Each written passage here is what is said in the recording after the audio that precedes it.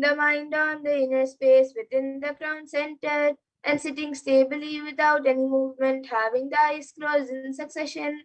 By that stability of the mind in inner space through the power of the third eye, one directly sees the ultimate goal Laksham by having the vision beyond the sight that reveals any object or place, attaining the space of oneness with the source, Paramashiva. And the next is the Apta Pramana, where Krishna initiates Arjuna into the power of third eye during the revelation of Bhagavad Gita. He initiates Arjuna into the power of third eye to behold Krishna's Vishwarupa Darshan, the vision of his father. So Arjuna in the 8th chapter, in the 11th chapter, 8th verse, Arjuna, in the 11th chapter, very beautifully, Arjuna Namite Chakshuhu Pashyame Yogam Aishwaram. But you cannot see my cosmic form with these physical eyes of yours. Therefore, I grant you divine third eye vision. Behold my cosmic opulence. And the Atma Pramana for this power, in Swami's own words. The first experience is that I was able to see everything around me. Above me, the whole 360-degree, 10 directions, below me, everything. I realized not only I was able to see, I was able to feel and experience all of that as well. And now here you can see the Pratyaksha Pramana. We're using a PET, a positive emission tomography. The brainwaves of the spring point of Hinduism was measured, and it was measured that when doing daily activities, there is high activity in the brain where the third eye is located, and when in deep samadhi state, only the third eye region is active, and almost 90% of the rest of the brain is active. And now let us get into the Sakshi Pramana, where all of you will be witnessing a live demonstration of these Shaktis.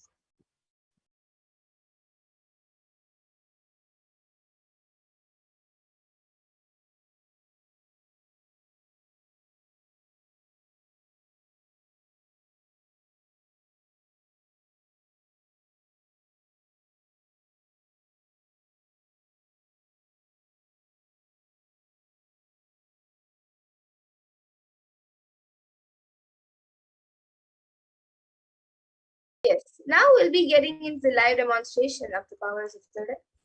So here with me, I have this eye band.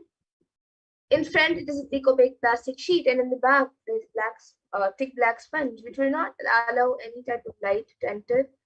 And this eye band is actually certified by ophthalmologists. So this eye band will be put on my eyes by a volunteer. And once it is done, any of you watching us on YouTube, live on YouTube, you can put your comments in the comment section, and I will be reading your comments. So now the eye band will be put on my eyes. All of you can see as the eye band is being.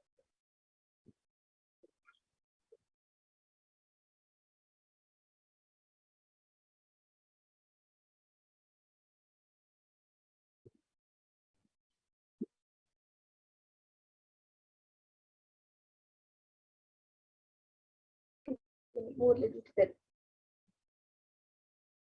Yes. So now the eye band has been put. I will be turning to my right, left, up, and down. So all of you can see that there is no gaps anywhere around the eyes. And now the YouTube comments will be projected in front of me and will also be projected for all of you. So all of you can see the YouTube comments. And anyone who would like to put your comments, you can put your comments in the live YouTube chat. So the last comment we have is from Shri Ananda Vedvati, who has put 4 heart emojis. And anyone else also who would like to put your comments, you can put your comments.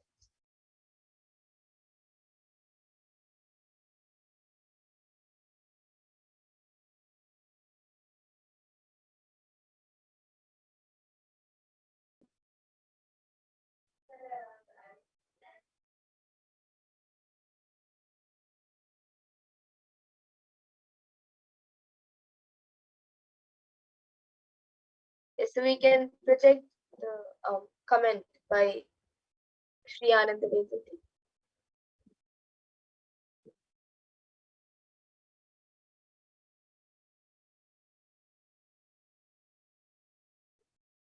And anyone else also who would like to put in your comments, you can put your comments. It can be anything, a sequence of emojis, numbers, letters, words, sentences, It can even be a mix of random things.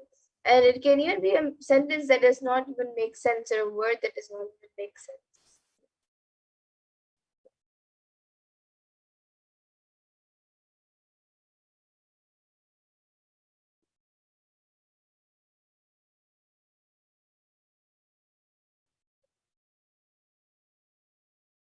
Yes, so now all of you can see the comment from Shri Anand Vedvati, who has put 4 heart emojis.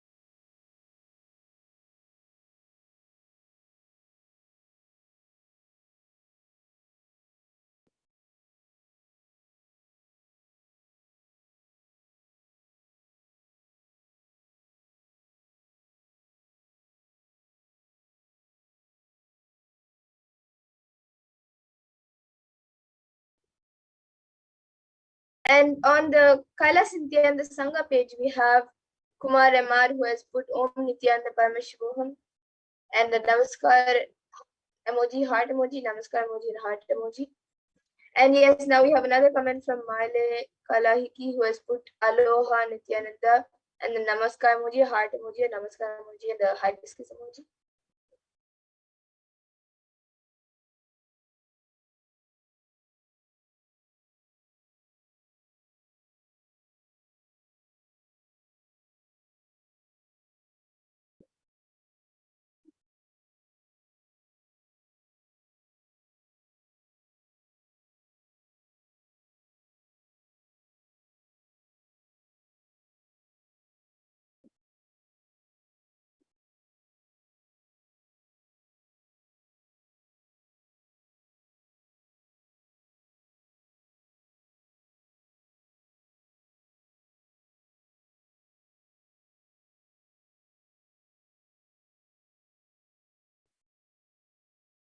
Yes, we can project the Kailasa Nithyananda Sangha YouTube channel.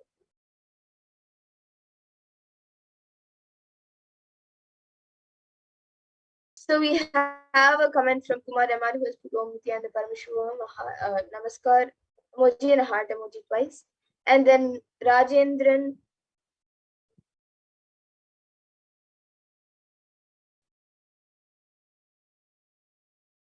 so we can scroll up. The last comment is from, okay, so we have Rajendran Natraj, who has put 3 Namaskar emoji and has put Help Me Guru. And then Matava, who has put Om Nithyananda Mahakala Bhairavoham, rose emoji and Namaskar emoji. And then Suresh Subramani has put Namo Namo Swamiji Nithyananda.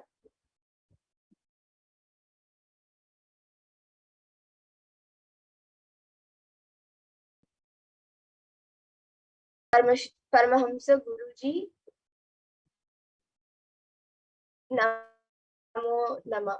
And then Suresh Subramani has put spiritual Guruji, and then again Suresh Subramani has put blessing. Yes. So now with that, we will now be moving on to the next into the next segment of this program. So I request the volunteer now to remove the IBAN. All of you will be able to see as the IBAN is being removed. There is nothing added to remove from the IBAN.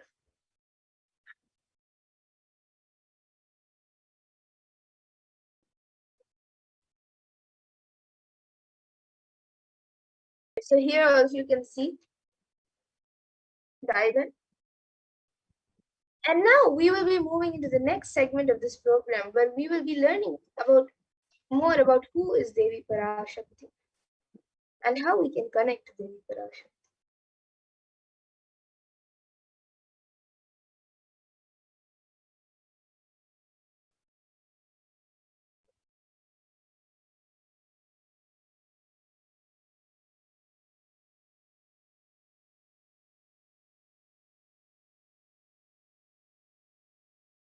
So we'll be first looking at the Dhyana Shloka of Devi Parashakti, which which comes from the Lalita Sahasranam, and we'll be learning about the divine feminine consciousness.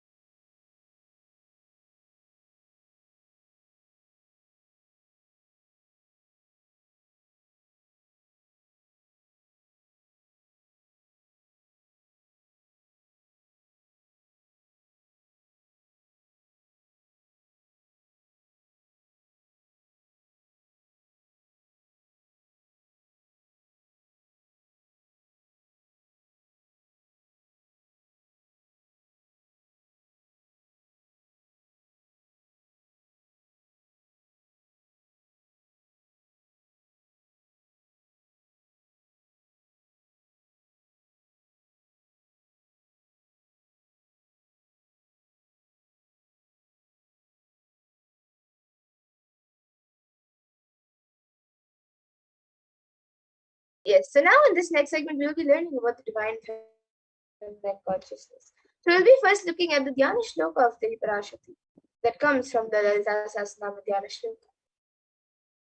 सिन्दूरारुणविग्रहां त्रिनयनामाणिक्यमौलिस्फुरत् तारानायकशेखरां स्मितमुखीं पीनवक्षोरुहां पाणिभ्यामलिपूर्णरत्नचषकं रक्तोत्पलं बिभ्रतीं सौम्यां रत्नघटस्थरक्तचरणां ध्यायेत् परामम्बिकाम्. And the translation for this verse says, the Divine Mother is to be meditated upon as shining in a vermilion red body, with triple eyes sporting a crown of rubies studded with the crescent moon, a face all smiles, a splendid bust, one hand holding a jewel cup brimming mead and the other twirling a red lotus. So this comes from the Lalita Sahasranama Dhyana Shloka. And another verse which also comes from the Lalita Sahasranama Dhyana Shloka beautifully says, Arunam karunatarangatakshiim dhritapashankushpushpabanachapam animadibhiravritam ayukaihi vibhavaye bhavani. And the translation for this verse is, I meditate on the great empress. She is red in color and her eyes are full of compassion. She holds the noose, the gourd, the bow, and the flowery arrow in her hands. She is surrounded on all sides by powers such as anima of the race, and she is the self within me. And Devi Parashakti is the ultimate pure feminine consciousness. Parashakti is the cosmic mother. It is her cosmic womb from which billions and billions of universes come out and go in, and the source where the Big Bang and black holes go on and on. Parashakti is the source Shakti, the source energy, the source power, from which all of us came, in which all of us are in even now, and in which all of us are going to merge. And out of her extreme love and compassion, Parashakti herself is manifesting through the embodied form as the Nijavatara of the Supreme Point of Hinduism, Jagat Guru Mahasannidhanam, His Divine Holiness Bhagavan Nithyananda Paramashivam, gracing us, answering all of our questions, attending to our prayers, giving boons, healing us, revealing our past, present, and future, delivering profound spiritual truths, and ultimately giving us the experience of Paramashivoham itself. And Devi Parashakti beautifully says, raising as Omkara, expressing as Vedas and Agamas, blossomed as Srimkara, filled as Parashodasi, living in 40 triangles, the Kailasa Swami who is in Kailasa, Sripura Chintamani, Parashodasi, sitting as part of Paramashiva, Parameshwari who rules the world, Paramashakti, Manonmani, Meenakshi, as Nithyananda I took Nijavatara here to give good boons to everyone, to bestow all goodness. Hiranya Garbha Swarupini, Brahmanda Yoni, Shami, Chandramauli, Rapala, Aparna, Uma, Parvati, Savitri, Navayavana, Samrajya Lakshmi, Parameshwari, Parashodasi, Meenakshi. Taking the form of Nithyananda, I came here as Nijavatara. With great compassion and blessing. Listen, people, to do good to all of you, I took the form of Nithyananda and came down as Nijavatara.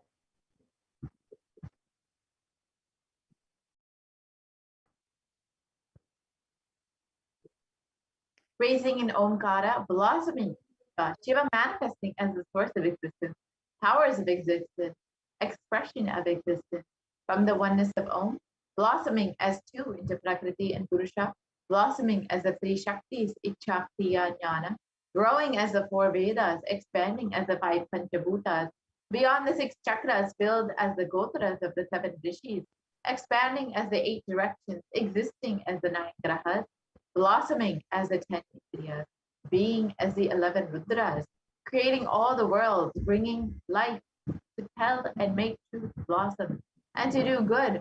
Parashakti, Meenakshi, in the form of Nithyananda, I came to bless every one of you.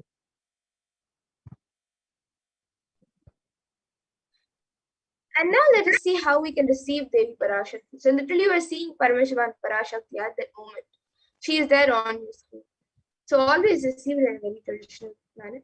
You can keep two beet leaves, one beetle nut, one banana, and a coin in front of the screen as you watch Devi Parashakti. And for those of you who might be wondering what exactly a coin is considered as, in the Hindu tradition, a coin is actually considered the traditional dakshina. It can be the lowest value. In India, it can even be just 1 paise, and in the US, it can even be just a cent. Swami says, I'm not trying to monetize. Keep even 1 cent, it is okay. So for 100 days, if you have darshan, it will add up to $1. In India, even 1 paise is okay. Offer that to Devi after the darshan is over. Do the namaskar and eat the banana, the betel leaf, and betel nut. Take it as prasadam immediately. Collect those coins and send them to the LA temple. This betel leaf, betel nut may look too small, but in a few days you will see how much it adds to your sentiment that really she is there. You will not take the Devi darshan for granted. Rituals will break your monotonous, unconscious mentality and lifestyle and remind you and raise you to the powerful cognition. It will break your unconscious behavior. And here you can see how you can set up your tambulam. So you can arrange the two wheat leaves, beetle nut, the banana, and the coin on a plate and keep it in front of the screen. You can also keep a few additional items such as flowers, kumkum, turmeric, glass bangles, and a coconut. But these are the four basic items: the beet leaves, the beetle, and the banana, and the coin.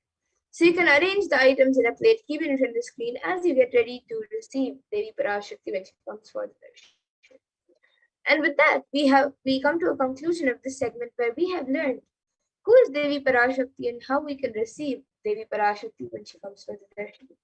And we'll be moving on to the further segments of this program where we will be learning what exactly Devi Parashakti has revealed in the Akashic reading to humanity and all the various problems that we are going through today due to the pandemic, and what she has revealed on the cause and solution for these problems. And we will also be seeing how important it is for us to follow what Devi Parashakti has been. So please stay tuned for the next segment, and we'll be back after a really short break.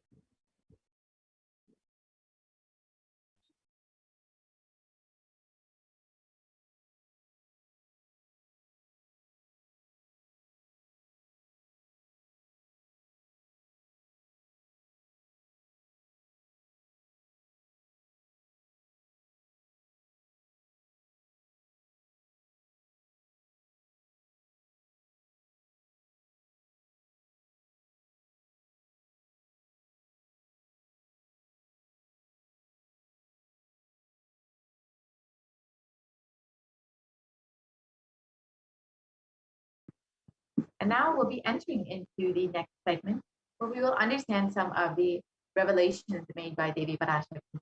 As we all know, Devi Parashakti has been continuously manifesting over the last several months for the sake of guiding us, blessing us, and healing each and every one of us. She's been revealing profound sacred secrets about the world, about our reality, about Hinduism, about so many different things. So let us now understand some of Devi Parashakti's revelations. As we all know, humanity is still undergoing the after effects of the cosmic deluge, the pralaya. Thousands of deaths due to the global pandemic and emerging fungal epidemic, along with record number of natural disasters, have been devastating humanity. So what has caused this? Who is behind this? And how could we avoid this? What is the solution for this? In this segment, let us go through an understanding of Devi Parashakti's revelation on the cause and solution of this pralaya. So as all of us know, the current of the world right now, over 4 million people have already died from COVID-19. Over 185 million people have already been confirmed with COVID-19 across the globe. And in India alone, over 29 million people have been infected with COVID-19, and over 374,000 people have died due to COVID-19, and over 75 million people have fallen into poverty. And India is the sixth most depressed country in the world, with 6.5% of the population suffering from some form of mental illness, and a suicide rate of 10.9 for every 1 lakh people among the age groups of 15 to 24. And India is not just suffering from natural disasters, but from the COVID-19 pandemic, but even natural disasters. We've heard of the floods in Kerala, the cyclone in Kerala, the floods in Maharashtra, and now we are facing more and more in India. So how could we have prevented this? How could we have avoided all of this? What is the solution for this? As we've seen, thousands and thousands of people have been dying due to this pandemic, and the numbers just continue to soar. And unfortunately, we are in the midst of approaching the next wave of COVID-19. So let us listen to Devi Parashakti's revelation on the 31st of May, 2021, and understand what Devi has revealed about the cause of this pandemic.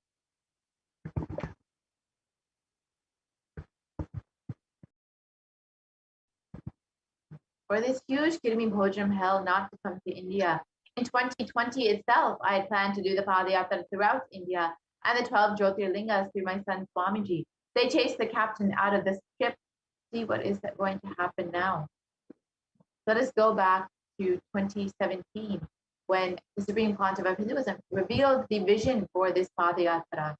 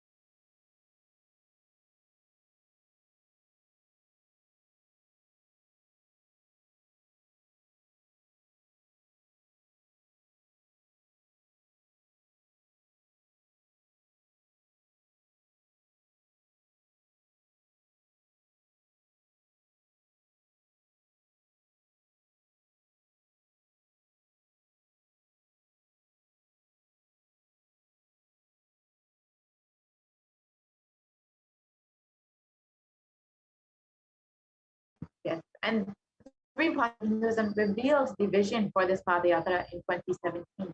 Let's watch that video now.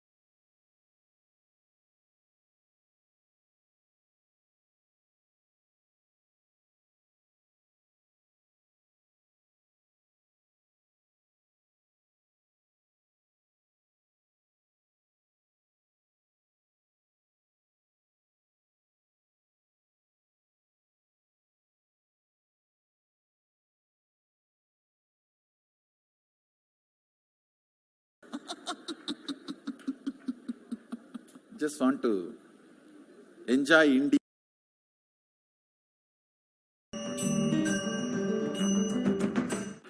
I was having meeting with the temple architects. How many of you know that? To people to show that how great the whole civilization is. For him, GRATEFULLNess, gratefulness. Here, gratefulness, GREAT. To the public to show how great our civilization was. To Mahadeva, how grateful we are for what he did to all of us or what he is doing to all of us.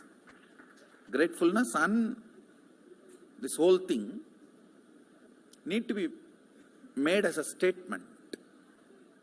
So whether it's a metal or methodology, everything, I'm going to be bringing it back from the original. And I also told them we will not be even using the cranes and all that. We will be using the old method of making the mud bunk and moving them, using the animals and all that. Because, see, the whole building itself, I wanted it to be video recorded and live shown all over the world. The very building is a celebration. Not just after building, very building is celebration. Want to do 1 year Padayatra especially for this purpose in 2020. 2020, planning for a full year, I'm going to walk from Rameshwaram to Amarnath. 1 year with 10,000 people, just walking all over India to spend time with people. 2020, there will not be any program other than Padayatra and just spending time with people. Just walking. Of course, 10,000 people will be walking with me. Maybe 200 vehicles to carry our food and all the other items, transportation.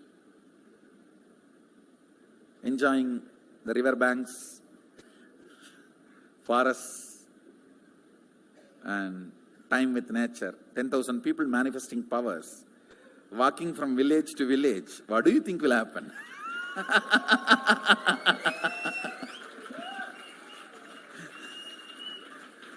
The scene of Buddhism spreading will be repeated now.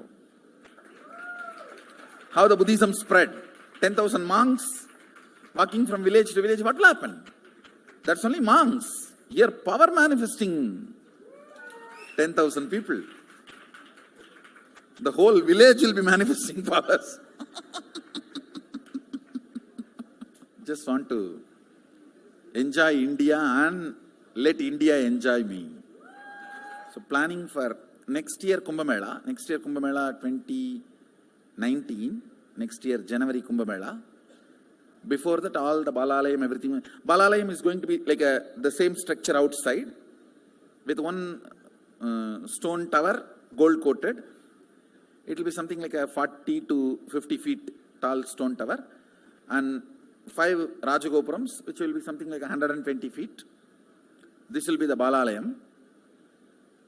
And after the Mulalayam is built, this Balalayam will serve as a Utsava Murti Sannidhi, where the Utsava Murtis will be worshipped and where the Archanas. See, in the main temple, there will not be any Archana or anything, because just for Darshan itself, there will not be time. Like Tirupati, you can only have Darshan and Arti, the camp for Arti. No other worship is allowed in the main temple. Because 12 Abhishekam is going to happen, 12 Kala Abhishekams. So continuously the rituals will be going on. People can have only darshan. They will not be able to involve themselves in any ritual. Other than darshan, nothing else will be allowed. So all the archana, all the other offerings, like people will offer the archanas and other, everything will be done to the Utsava Murti, which will be kept in the Balalayam, the present Balalayam, present structure. So people can spend time here. That will be more like a main darshan. This will be like energy darshan, where you can give letter, get response. So by next year, the Balalayam will be ready. So 2019 full year, I will be conducting the programs and everything. 2020 will be the one full year Padayatra, walking. From next year Jayanti, means 2019's Jayanti to 2020's Jayanti. Full year, Jayanti to Jayanti will be Padayatra. Before that, we will make 10,000 people power manifestors. It will be sannyasi, brahmachari, grihastha, all put together. 10,000 people will be walking. What a scene it will be. I think that is the only way the revival of Sanatana Hindu Dharma can be done. I need to get into the ground where people can see me, where they are living. I can't be waiting for people to come where I am living. Now I am sitting in one place to prepare these 10,000 people and make this science completely user-friendly. For that only I am sitting and working. So I have given 2 years for me now, 2018 and 2019. So 2020, before that 10,000 people will be ready to walk with me, manifesting powers. We will literally solve every person's problem in every village. The way we are walking. The power.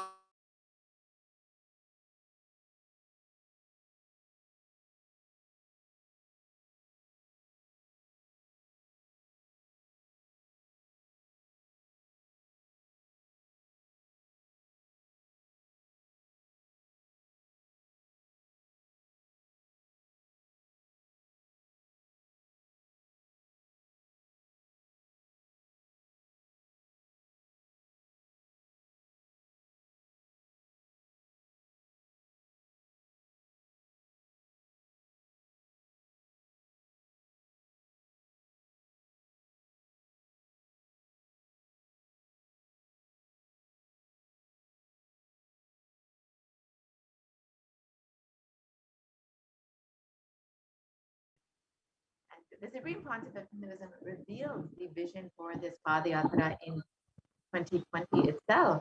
And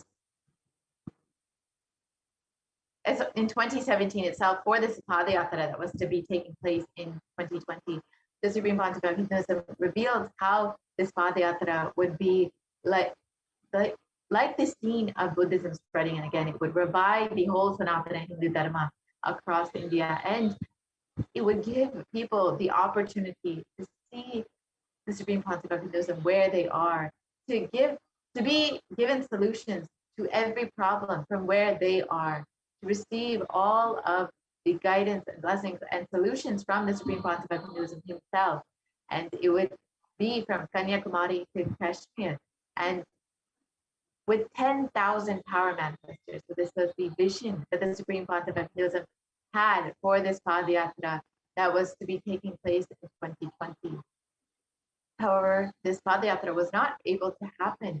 And as we look around, we see what the Vedic rishis had revealed as the Kali Yuga.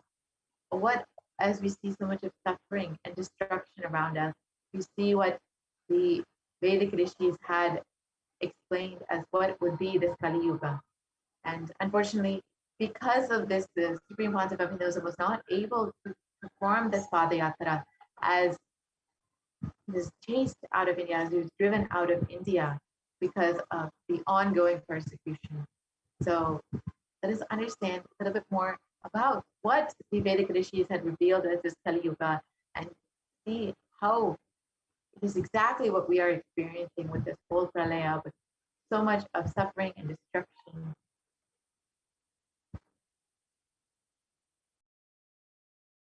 And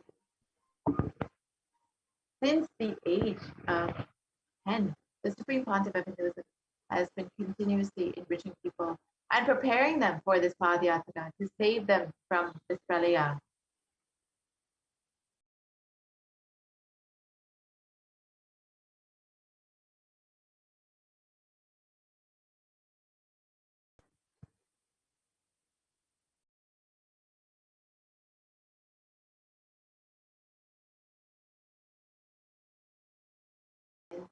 The Supreme Pontiff of Hinduism, knowing that this pralaya was coming, was preparing humanity for this Padayatra to ensure that they are protected to prevent this pralaya from happening, and was continuously preparing people for this Padayatra in order to protect humanity from this great deluge that was coming.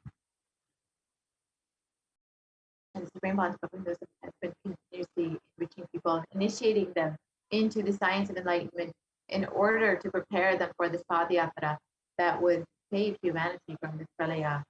And this Padayatra was to be done across India, and the 12 Jyotirlingas were to be re-energized during this Padayatra.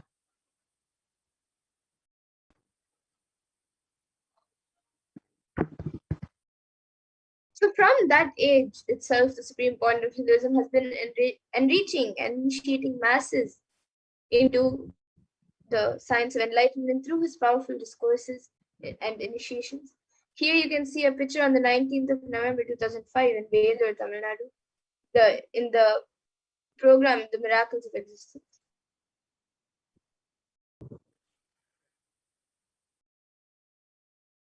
And here you can see in Rasipuram,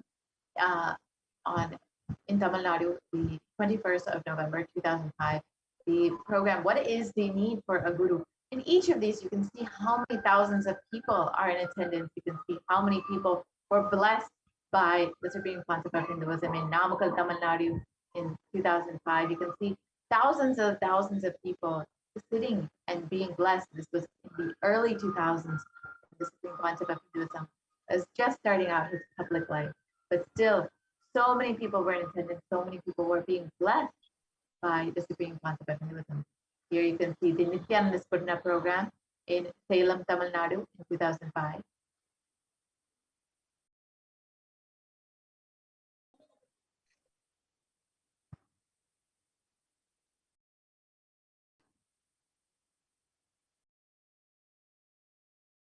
And this is the Nithyananda program in Vidhi, Bengaluru.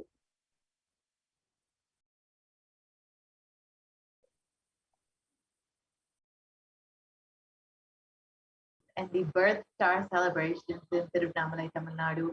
And each of these photos, you can see how many people were in attendance, how many people were celebrating the avatar, how many people were being blessed and initiated by the avatar. And you can see people from various backgrounds, various lifestyles, but all being inspired by the avatar and his mission to bring enlightenment to bring the superconscious breakthrough to humanity.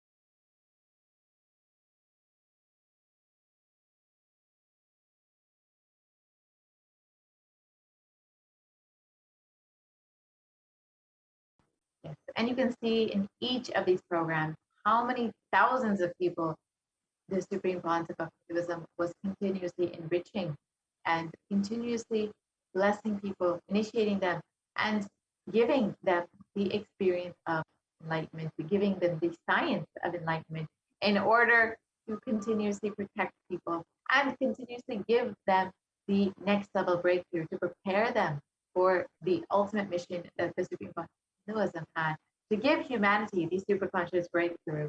And of course, in the process to save them from this pralaya, to ensure that they are protected during this time. And you can see the various programs that the Supreme Concept of Hinduism has conducted over the last 3 decades.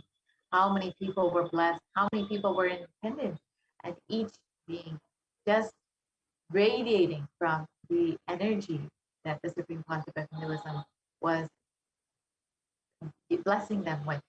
So now let us see how the Supreme Concept of Hinduism has been preparing humanity for this pralaya, for this pandemic, to ensure that they are protected from this pralaya.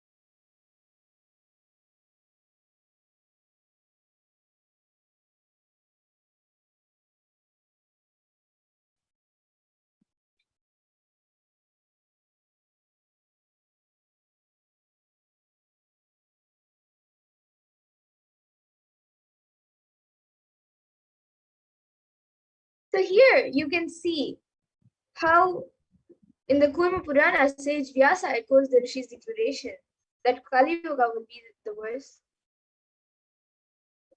Yuga. So he says, Idam Kali Yugam Ghoram Samprapta Panandana, Idam Gachami Devasya.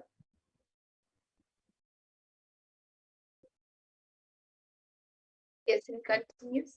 And as we look around us, we see that the great rishis of the Vedic civilization have forewarned the happenings of the Kali Yuga.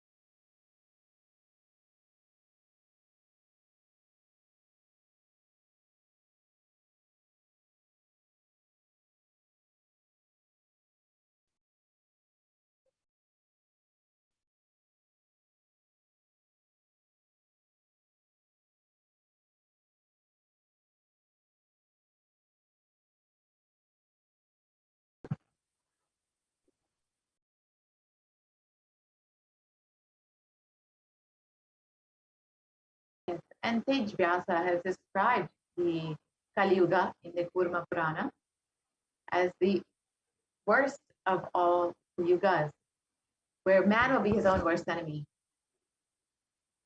So he says, Idam Kaliyugam Goram Sampraptam Pandunandana Tato Gachami Devasya Varanisim Mahapundam. Asmin Kaliyuge Gore Loka Papa Vartana. The translation of this verse is Kali Yuga is the worst of the four yugas in all the worlds. People are sinful and forget the dharma of the four varnas and the four ashramas. In fact, men are so sinful that no prescribed penance atones for their great sins. The only place which is free from such sins is the great sacred city of Varanasi.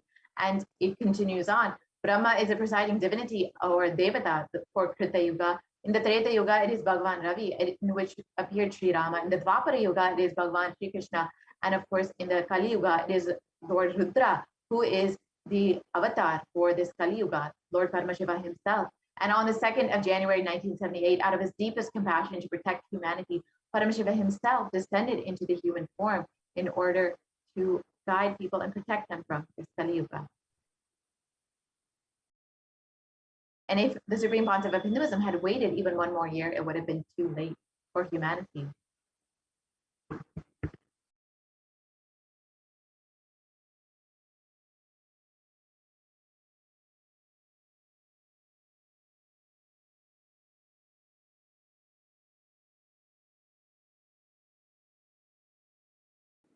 And I tell you, O Hindus, don't be afraid. I am back with the same science.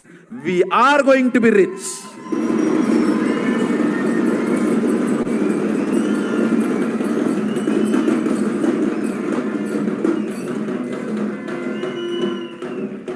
It is not lost. Just the last minute climax. Before it was going to be put off, I have happened.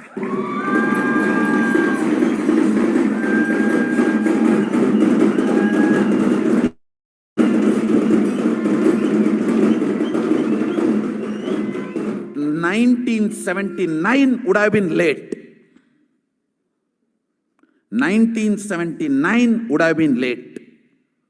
If I had time, I would have sent only ambassadors.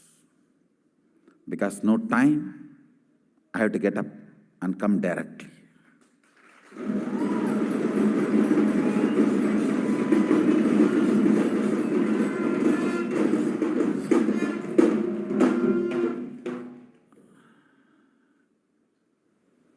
O Hindus, feel blessed. Science is not dead. It is available. I have everything needed to bring that science back to life and establish its legitimacy.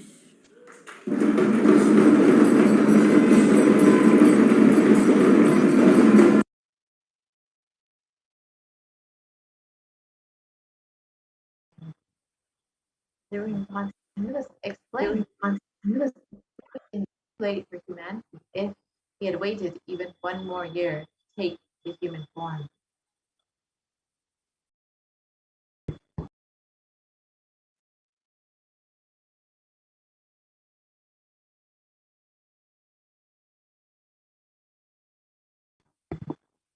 And the avatar's advent on planet Earth was to protect the world from this great cosmic deluge, to bring the new age, the Sept Yuga.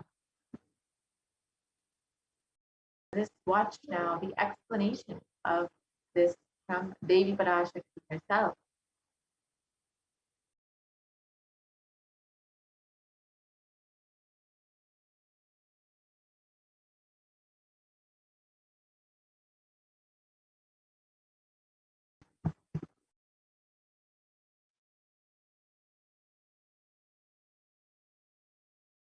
மக்களே கேளுங்கள், கலி முற்றி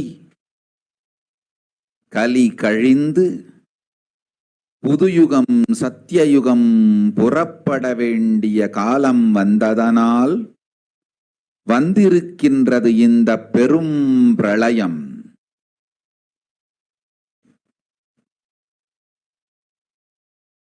கவலை வேண்டாம் மக்களே,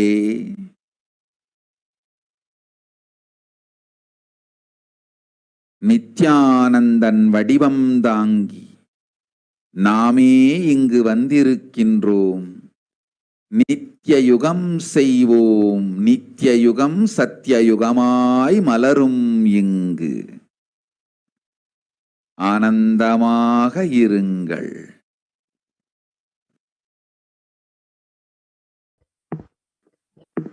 Understand what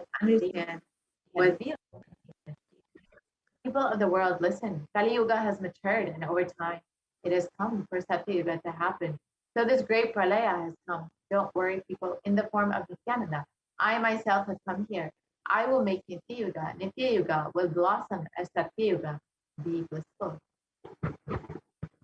For this huge hell Kirmi Bhojanam not to come to India, 2020, I plan to do the Padayatra throughout India in the 12 Jyotirlingas through my son Swamiji.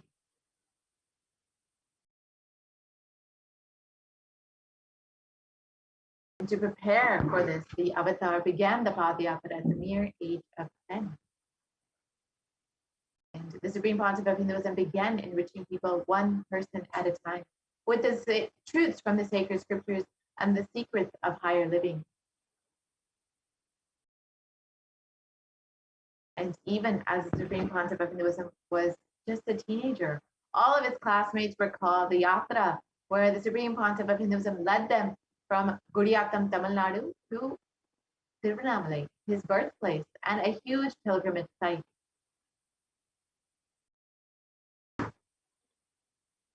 And when the Supreme Pontiff of Hinduism was around 19 years of age, all his fellow monks at the Ramakrishna Mutt recalled the Yatra, where the Supreme Pontiff of Hinduism led them from Chennai, Tamil Nadu to Tiruvannamalai, his birthplace, and gave them an unforgettable pilgrimage trip experience.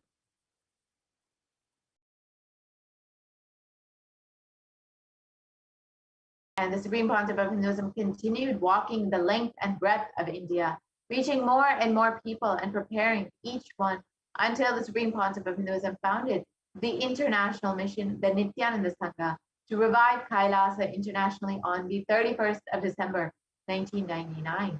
And the Supreme Pontiff of Hinduism established the first Kailasa enlightenment ecosystem in Tiruchengood, Tamil Nadu, on the 14th of April, 2001. And here you can see the photos of the Supreme Pontiff of Hinduism in the inauguration.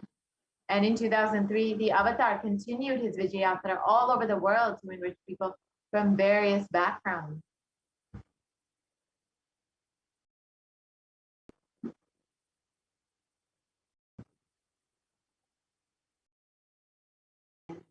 With the Supreme Pontiff of Hinduism's intensity and dedication for the people, even among crowds of thousands who don't understand English, the Supreme Pontiff of Hinduism's voice resonated deeply and his presence moved each one to tears.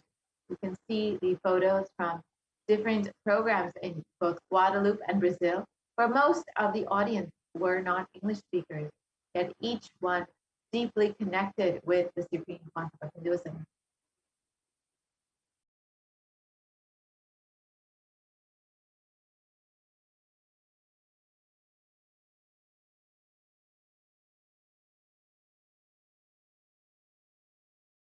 And in 2004, the Avatar led his disciples on the first Himalayan Yatra, visiting temples, delivering satsangs, and initiating them into the superconscious breakthrough. And subsequently, the Avatar personally organized and led yatras yearly and guided individual souls not just to physical spiritual sites, but to supernal spiritual realms. And in 2006, the Padayatras were taken to the next level with the Kodikan Radha Yatra, with crores participating and impacted by the Nithyanandeshwara and Nithyanandeshwari deities traveling from city to city. Here you can watch a short clip of the Kodikan Radha Yatra in 2006.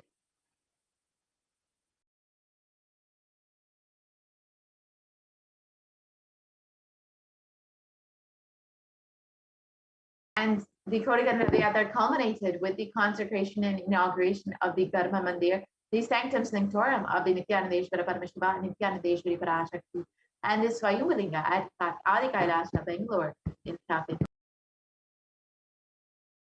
These deities were energized as Archavataras to radiate the energy of Paramashiva and Parashakti to create the Adi Kailasa Sarvijñapita as a ship to save humanity from the upcoming Pralaya. And the Supreme Pontiff of Hinduism created innumerable spiritual energy centers in India as safe havens during this great deluge. And here you can see three of those: the Kailasa in Tiruchengodu, the Adi Kailasa Sarvijñapita, and the Kailasa in Hyderabad. And in 2008, the Avatar created and energized the Nithyananda Paramashivam, the Ananda Lingam, which would protect anyone who bathes in its waters from the deadly COVID-19 disease. And this lingam is a Navabhashana linga, which is why it has such tremendous healing properties and was specifically energized by the Supreme Pontiff of Hinduism for this purpose.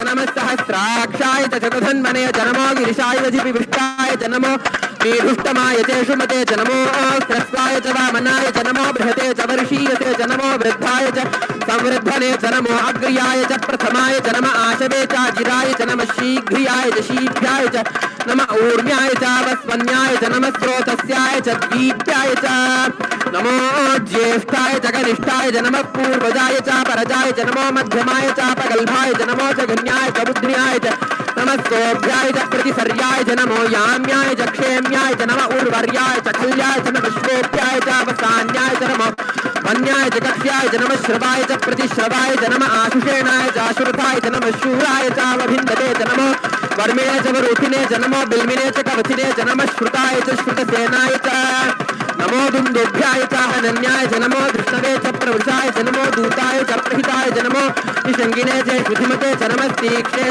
च इधिने च नमस्वायुधाय च सुधन्वने च नमस्कृत्याय च पथ्याय च नमः काट्याय च नीप्याय च नमः सूप्याय च सरस्याय च नमो नाद्याय च वैशन्ताय च नमः कूप्याय च वट्याय च नमो वर्ष्याय च नमो मेघ्याय च विद्युत्याय च नमः ईर्ध्याय च तप्याय च नमो वात्याय च रेश्म्याय च नमो वास्तव्याय च वास्तुपाय च ओम नमः सोमाय च रुद्राय च नमस्ताम्राय च अरुणाय च नमः शंगाय च वशुपतये च नमः उग्राय च भीमाय च नमो अग्रे वधाय च दूरे वधाय च नमो हन्त्रे च हन्यसे च नमो वृक्षेभ्यो हरिकेशेभ्यो नमस्ताराय नमः शम्भवे च मयोभवे च नमः शंकराय च मयस्कराय च नमः शिवाय च शिवतराय च नमस्तीर्थ्याय च कूल्याय च नमः पार्याय च वार्याय च नमः प्रतरणाय चोत्तरणाय च नमः आतार्याय च लात्याय च नमः षष्ट्याय च फेन्याय च नमस्तिकत्याय च प्रवाह्याय च नमः ईरण्याय च प्रपथ्याय च नमः किगंशिलाय च क्षयणाय च नमः कपर्दिने च पुनस्तये च नमो गोष्ट्याय च गृह्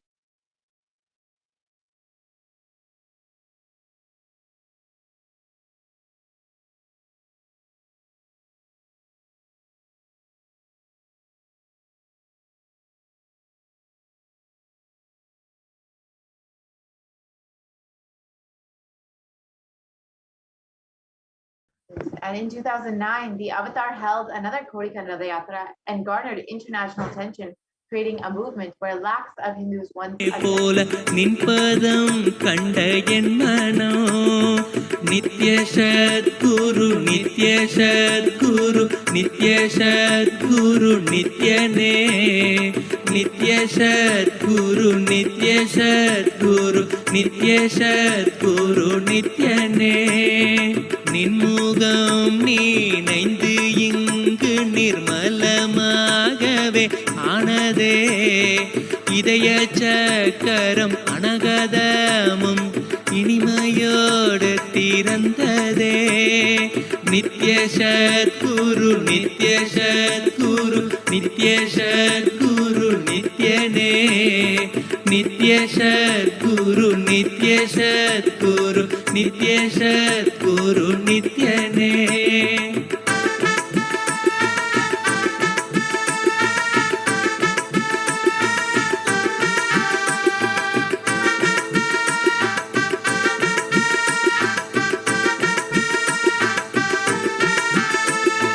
மற்றவர் கண்டு மறைகள் எல்லாம் கழன்று விசுத்தி அதுவும் அசுத்தியாய் பொறாமையோடிங்கு ஏக்கத்தோடப்பா புண்ணியம் எல்லாம் போனதே எரிந்த வயிறும் ஏக்கமும் சேர்த்து விசுத்தி அசுத்தியானதே. விசுத்தியை தீர்க்க விமலனின் பதம் விரைந்து இங்கு வரவேணுமே. நித்ய சத்குரு நித்ய சத்குரு நித்ய சத்குரு நித்யனே. நித்ய சத்குரு நித்ய சத்குரு நித்ய சத்குரு நித்யனே. ஆமை பூகுந்த எண்ணகந்தினை பொறாமை பூகாது காக்கவே.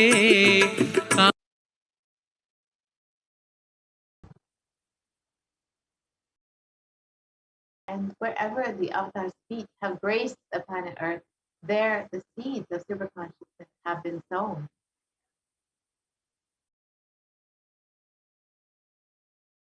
And with 1,000 plus Kailasa enlightenment ecosystem, the Supreme Pontiff of Hinduism has enriched and enriched over 1 billion lives. Here we can see the various Kailasa enlightenment ecosystems that the Supreme Pontiff of Hinduism has created for the sake of guiding humanity and protecting them.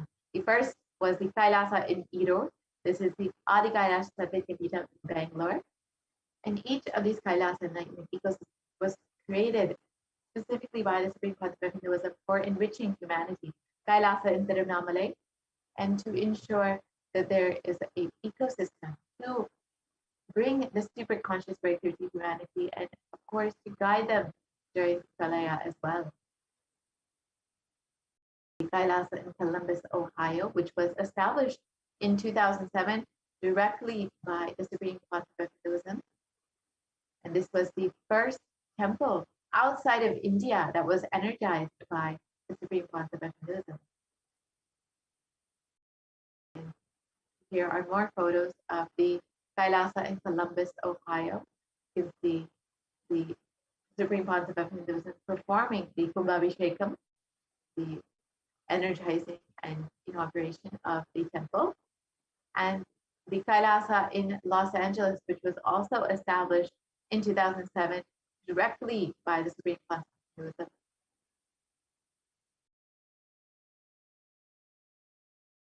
More photos of the Kailasa in Los Angeles. And this Kailasa enlightenment ecosystem has over 80 deities residing in the temple. And the Kailasa in San Jose was established in 2009. Again, this was directly established by the Supreme Pontiff of Hinduism and is well known for the Meenakshi deity that is residing in this temple. Here are more photos of the Kailasa in San Jose.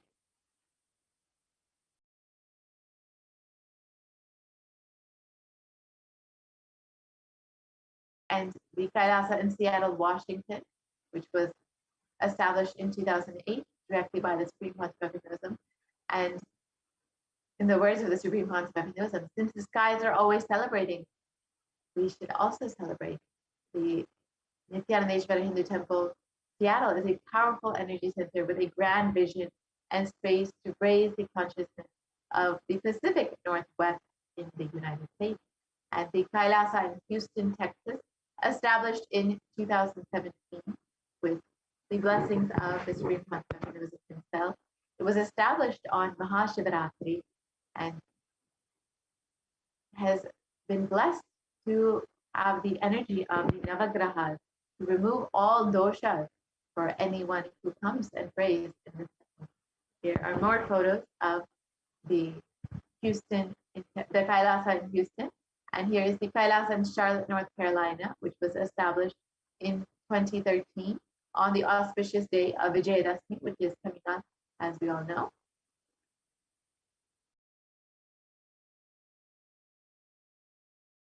The Kailasa in New York.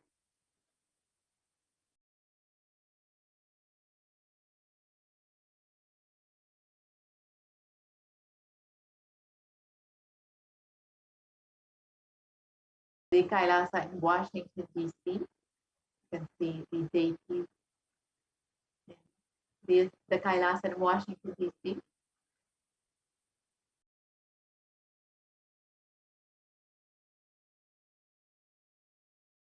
the Kailasa in Toronto, which was established in 2011 and inaugurated by the Supreme Pontiff of Hinduism. And it is the abode of Shiva with all his, and here are more photos of the Kailasa in Toronto. And you can see all the 63 Nahinmar who are the devotees of Paramashivoham who also reside in this Kailasa in Toronto. And the Kailasa in Oklahoma City, which was established in 2007 and directly established by the Supreme Pontiff of Hinduism. And this is the energy of the Somanath Temple. And here's the Kailasa in Phoenix, Arizona, which was again established directly by the Supreme Pontiff of Hinduism. And it has over 21 deities residing in it. The Kailasa in St. Louis, Missouri, again, this was established in 2007 by the Supreme Pontiff of Hinduism himself. And this is a beautiful city that has a very large community around it. And the Kailasa in Oman, which has various activities still going on. And this includes yoga, meditation, and much more. And the Kailasa in Dubai, the Middle East, where many devotees who are residing in the Middle East are able to go and visit this Kailasa in Dubai. The Kailasa in London, UK.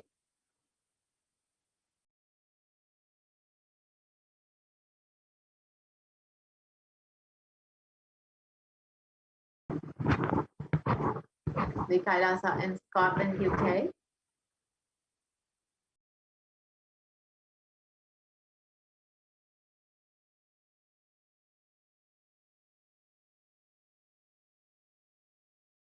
The Kailasa in Netherlands.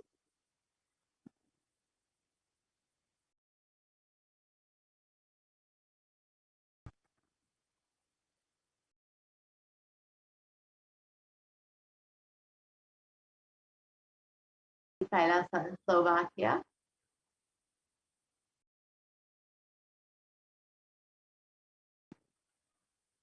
And you can see the devotees receiving the Atmalinga from the Atmamurti in Kailasa in Slovakia. The Kailasa in Belgium, you can see the deities, the Bhogamurtis in Kailasa in Belgium, receiving the Abhishekam. The Kailasa in Luxembourg, the Bhogamurti of Swamiji himself, beautifully decorated.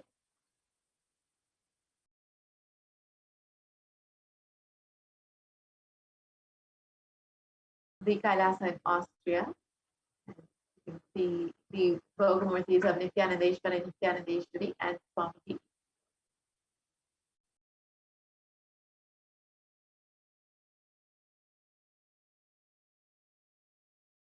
The Kailasa in Germany, devotees attending a beautiful program in Germany.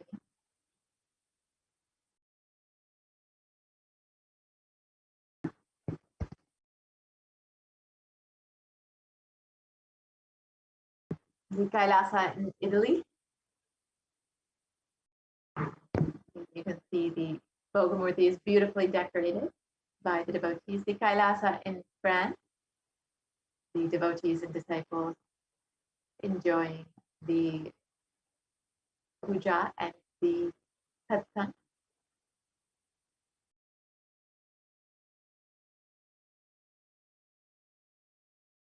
The Kailasa in Switzerland, the Bhogamurti is enjoying Abhishekam and the beautiful alankar put for the Bhogamurti.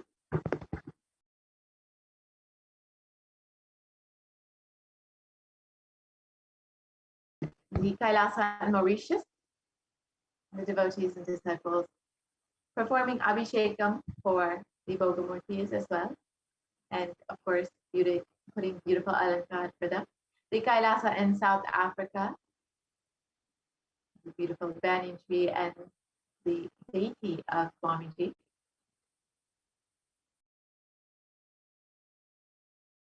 Kailasa in Salem, which is was established in 2006 and the headquarters of Tamil Nadu.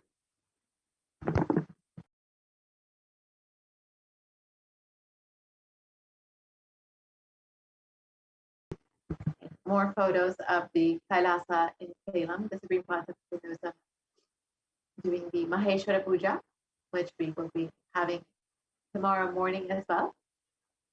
The Kailasa in Hosur, which was established in 2008. And this was founded, this Adina was founded by J. Krishnamurti, the great Indian speaker and writer, and was given to the secretary of the Supreme Path of Hinduism. And the Kailasa in Patnam, again in Tamil Nadu, you can see the various programs and activities going on in Kailasa and Patnam.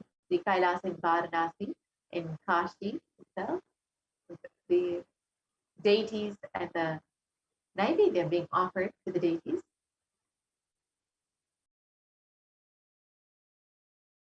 The Kailasa in Rajapalyam, which is situated on a Shakti Stala, the divine feminine conscious energy, and is considered a Hindu heritage site. This is a very significant land for Hindus. And here you can see the Kailasa in Rajapalyam. And this was established in 2008 by the Supreme Path of Hinduism itself, and is a key center, is a key place in Tamil Nadu. The Kailasa in Hyderabad, which is the one of the ancient kingdoms that the Supreme Path of Hinduism is reviving. The Kailasa in Kerala.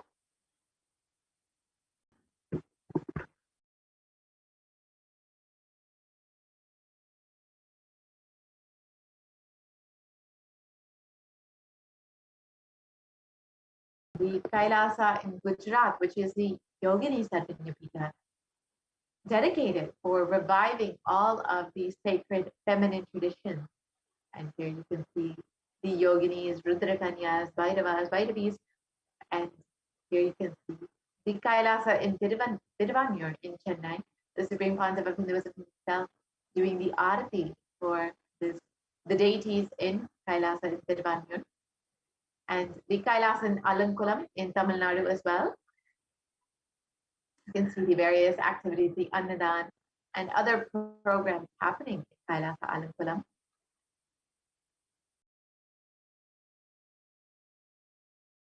The Kailasa in Tambaram, Chennai, which of course has the Nataraja deity and the deities of Nithyanandeshwara and Nithyanandeshwari and Swami. The Kailasa in Avadi, Chennai, the Bhogamurtis and the main deities, which were blessed by the Supreme Path of Hinduism itself. And another Kailasa in Chennai.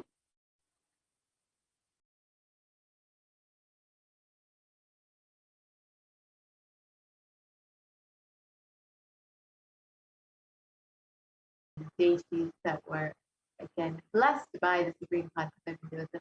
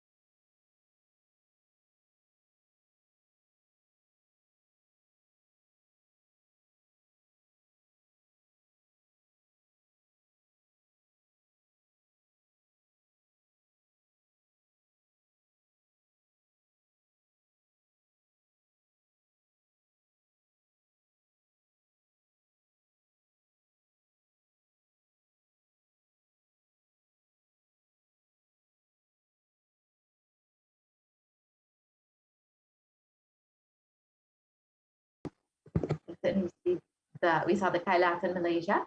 and the Kailasa in Guadeloupe, South America.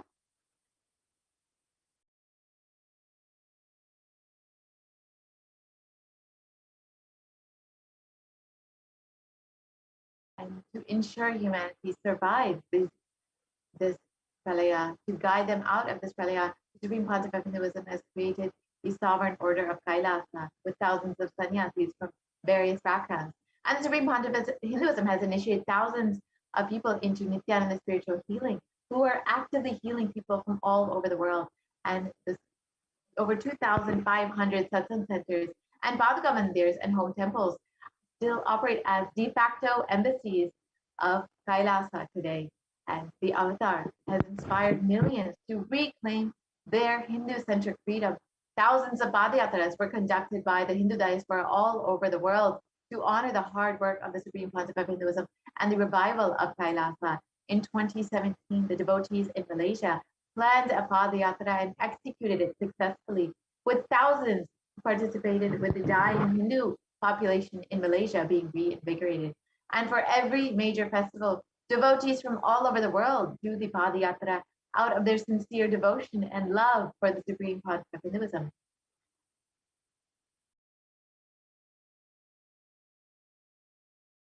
And the Supreme Pontiff of Hinduism has contributed over 26 years of humanitarian services and has served over 1 billion organic, free, nutritious meals, and has enriched and enriched over 1 billion e-citizens worldwide. And the world's greatest digital nation is Kailasa, with over 1 billion views. And you can connect with us on various social media platforms, including Twitter, Instagram, Facebook, YouTube, and even the Kailasa app.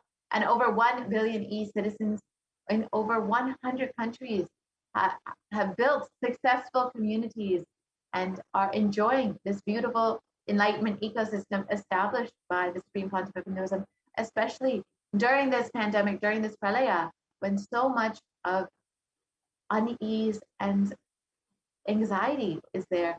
The Supreme Pontiff of Hinduism has created these beautiful enlightenment ecosystems to guide and bless people during this time.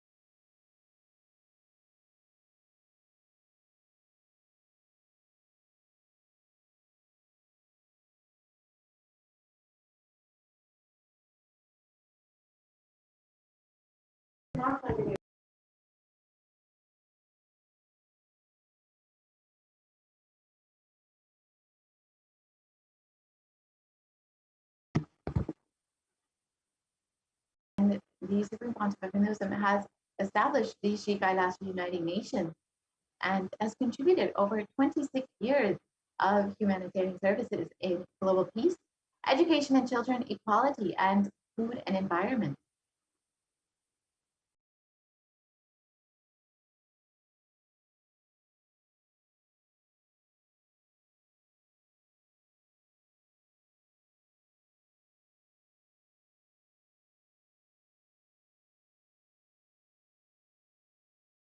And the Supreme Pontiff of Hinduism has established the Nithyananda University,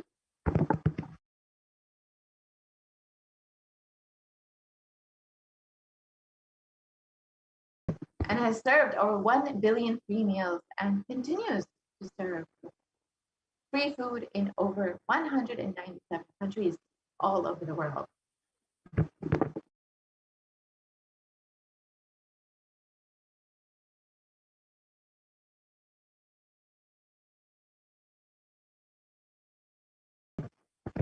And Kailasa has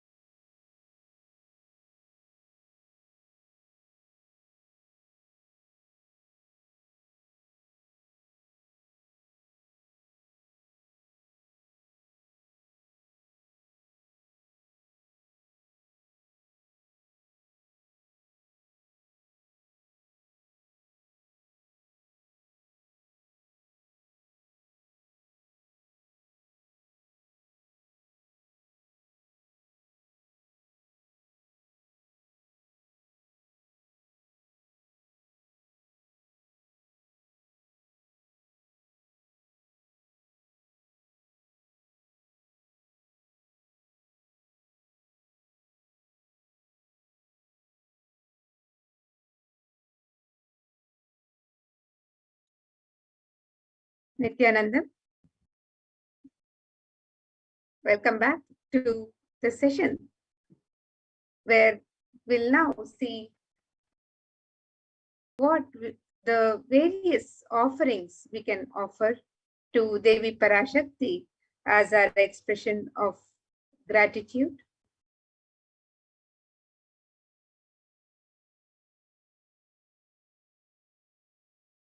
In the Hindu tradition, offering to the divine is a gift of pure love, devotion, oneness, of all the sacred sentiments that we want to express for the divine. And when an avatar lands, the offerings are purely a part of a grand Leela played out for the purpose of enlightenment.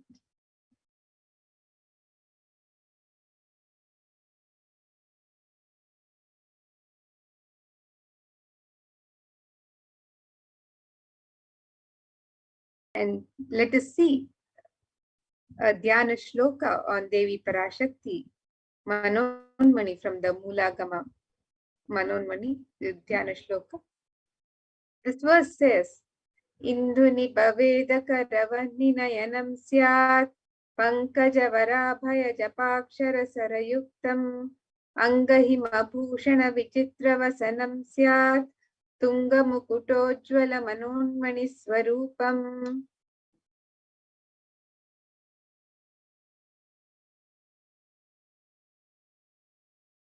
And the meaning of this verse, the moonlight face holding Veda, the books on hand, fire in eyes with lotus flower, gracing and blessing hands, and one hand with Japamala, beautifully decorated with jeweled ornaments in wonderful clothes and shining crown. Her name is Manonmani. And another Dhyana Shloka on Manonmani, on Devi Parashakti. Dhyayet Devim Trinetram Shashinibhavadhanam Vedahastam Dadhanam Savye Padmam Varadam Apare Cha Bhayam Chakshamalam Divyairabharanair Vibhushita Tanum Brahmadidit Pujitam Devi Meva Manonmanim Pratidinam Kamartha Datrim Shubham.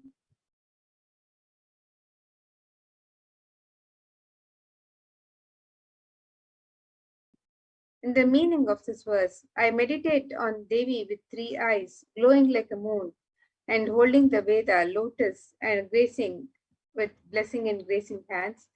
She is wearing beautiful ornaments. She is worshipped by Brahma and other many gods and showers auspicious boons for all actions every day.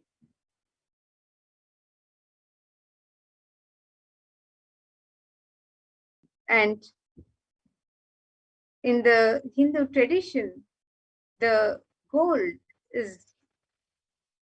element of gold is used in various offerings, for it is considered a most sacred and divine element with great spiritual powers.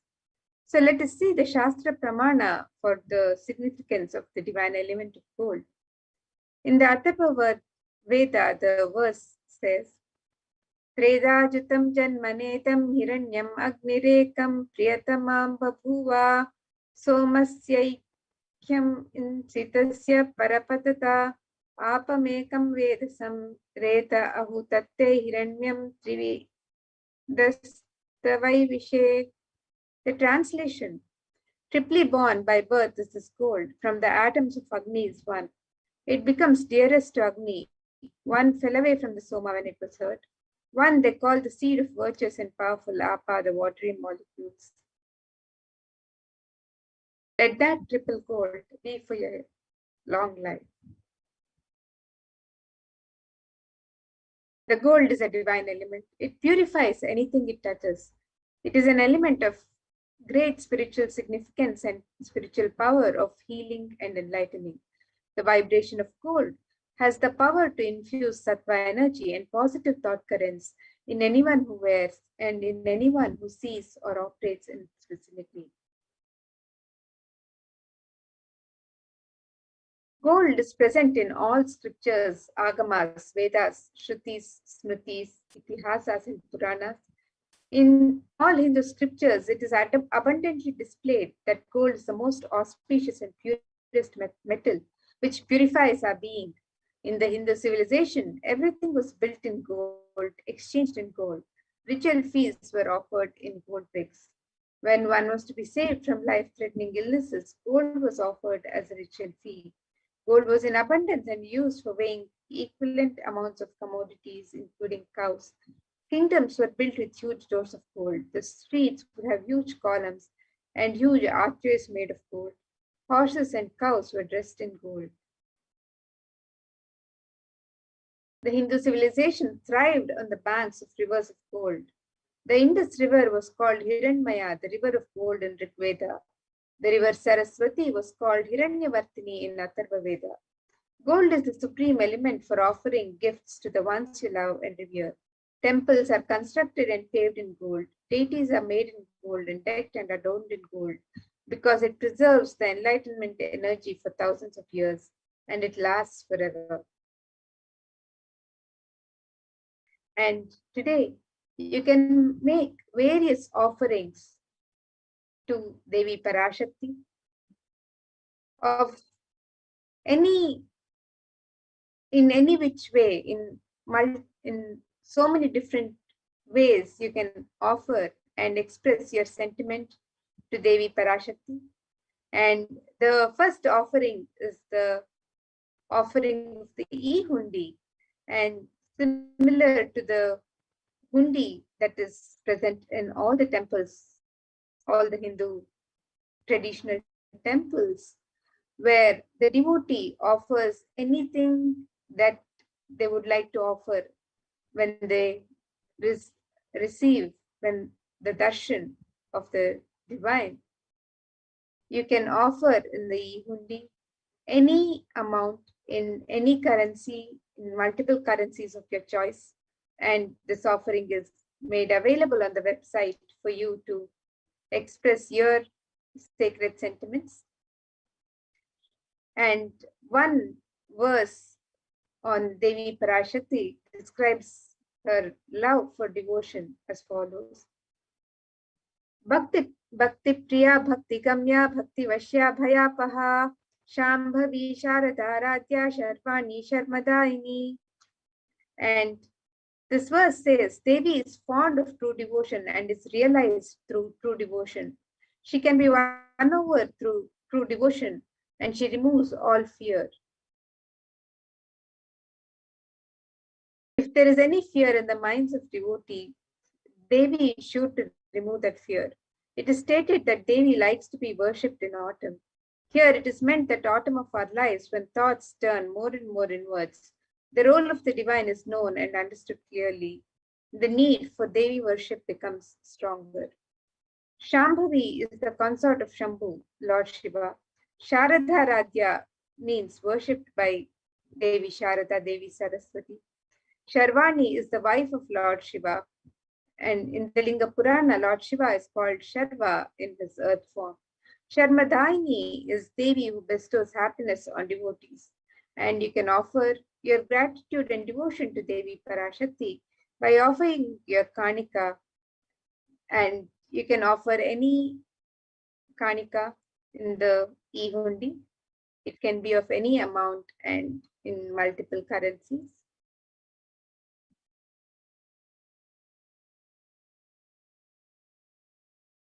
And the next offering is the Sankalpa chanting, the offering of the conscious resolution to Devi Parashakti.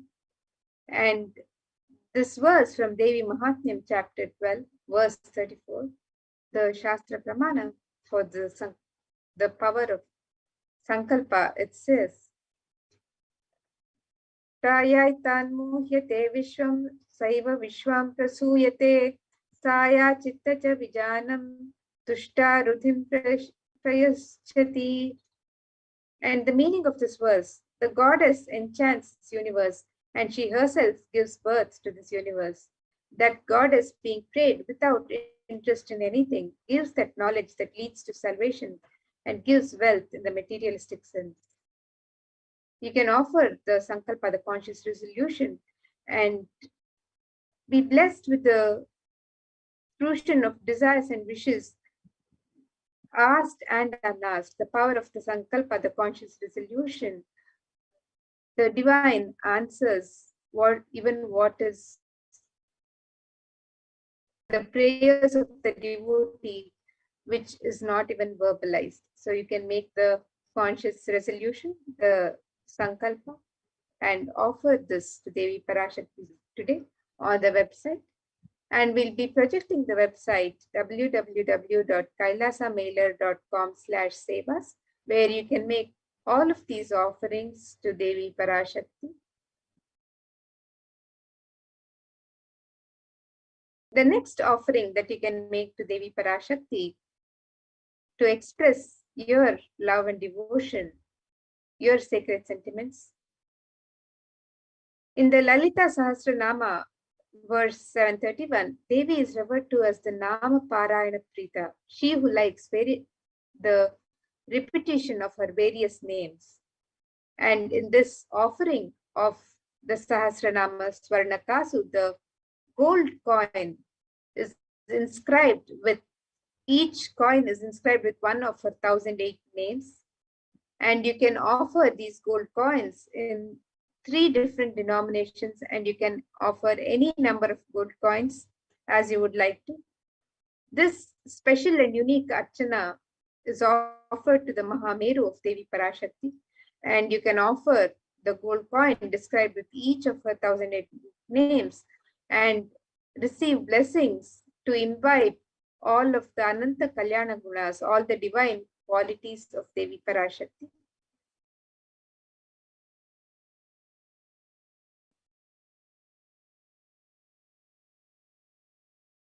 And the next offering is the Mukta Anguti, the finger ring with a pearl. And this offering may be made on the website also in 3 different denominations.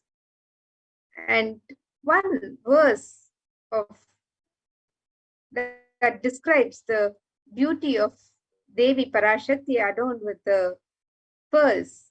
This verse says, Muktahara lasat kirita ruchiram purnendu vaktra prabham shinjannupura kinkiri manidharam padma prabhabasuram sarvabhita palapradam girisutam vanirama sevitam meenakshi pranatosmi santatamaham karunyavaram nidhim.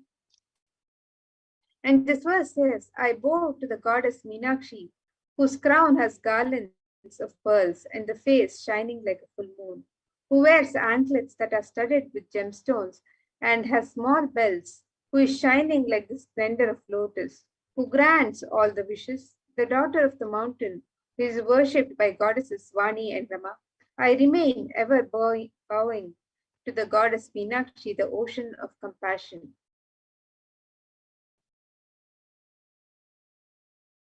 And you can offer the pearl finger ring and receive blessings to be showered by her compassion and pure love in all your business endeavors. And this offering can be made on the website also, www.kailasamailer.com/sevas. And you can make this offering of the pearl finger ring in 3 denominations of 251, 501, and $750. And the next offering is the Swarna Padma Pushpa, the gold lotus flower. The Kamikagama verse, which describes the significance of the gold lotus, this verse says, Ashta Vidyeshwaropeta Kumbhavarana Samyutam Sarve Sasutra Vastradhya Hema Pankaja Pushitaha Sapidhannasa Chakurascha Pakva Bilva Palaprabha Napanadhyaya Samsiddha Pramanena Samanvitaha. And the meaning of the verse says, all the kalashas should be wound around with suitable thread and covered with new cloth.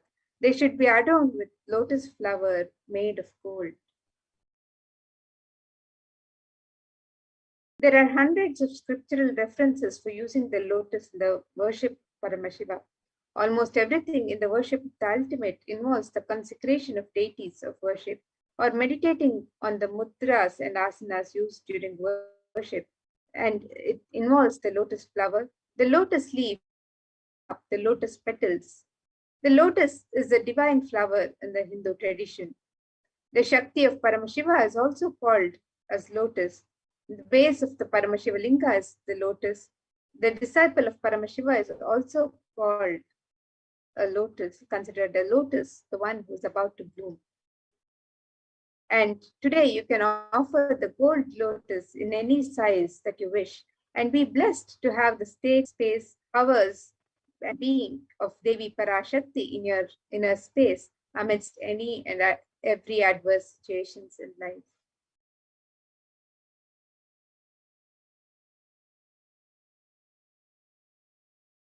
And another offering made available to all the devotees to offer to Devi Parashakti is the Swarna Metti, the gold touring, and a verse describing Devi's lotus, the beauty of her lotus feet and the toenails. It says, Nakadhididhi Sanchanna Namo Janatamo Guna Padadvaya Prabhajala Parakrita Saroruha. And this verse says, you whose brightness from the toenails destroy the darkness of ignorance from the minds of your devotees who prostrate at your feet. You whose brightness from your feet overpowers that of even the lotus flower in beauty. And this Swarnametti, the gold touring, you can offer to Devi Parashakti to adorn her sacred feet and be in constant gratitude for receiving her blessings, even in the most difficult aspects of your life.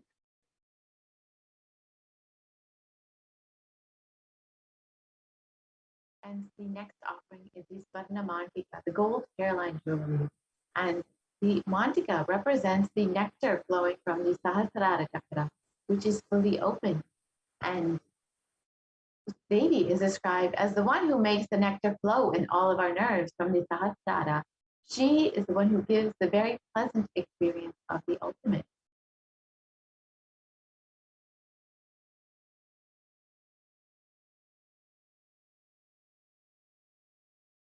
When you offer this Mantika to Devi, you will receive the blessing of achieving the blissful state of overflowing gratitude and the space of complete completion.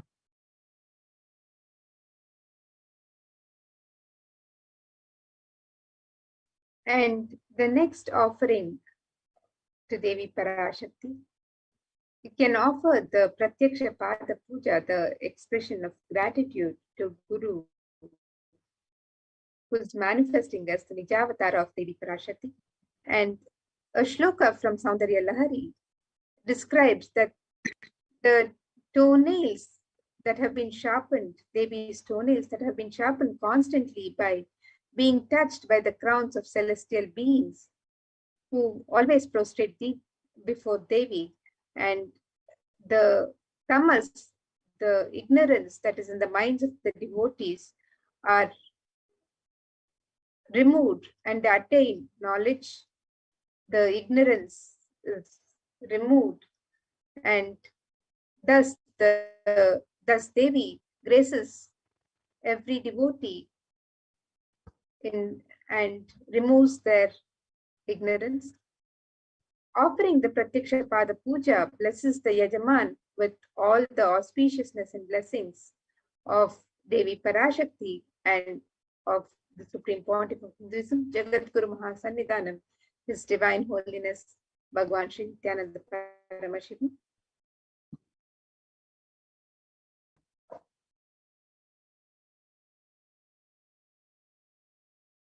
The next offering is the Vastra Seva for $1,008, and you can offer the Vastra Seva and be blessed with all the auspiciousness and blessings of the Supreme Pontiff of Hinduism with all protection on your path to enlightenment.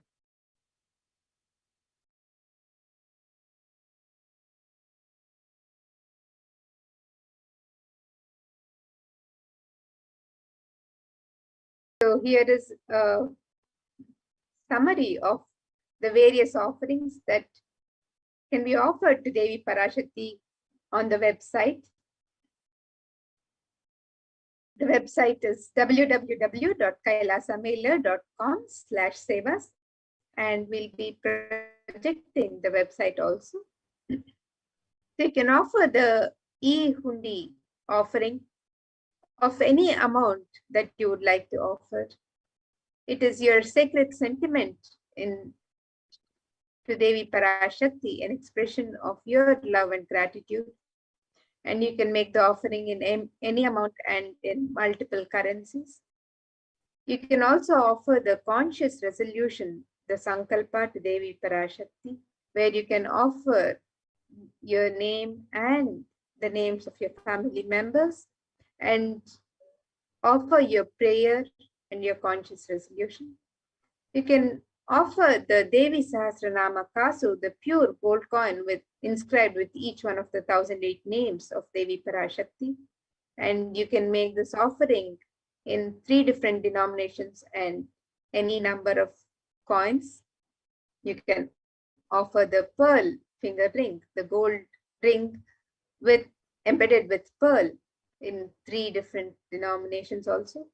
You can offer the Swarna Padma Pushpa, the gold lotus flower, in 3 different denominations, the Swarna Metti, the gold toe ring to adorn the lotus feet of Devi Parashakti, the Swarna Mangtika, the beautiful jewelry to adorn her hairline, Devi Parashakti's hairline, the gold jewelry, Pratyaksha Pada Puja, the offering of gratitude to the Nijavatar, the Supreme Pontiff of Hinduism, and Vastra Seva to Devi Parashakti.